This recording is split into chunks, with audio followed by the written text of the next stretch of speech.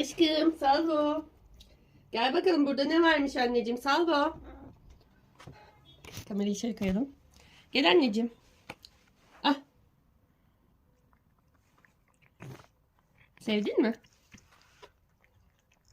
Bak burada balık var. Bunda balık var.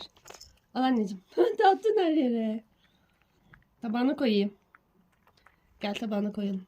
Gel. Salvo'nun sushi keyfi. Afiyet olsun anneciğim. Sevdin mi? Sevdin mi aşkım? Afiyet olsun.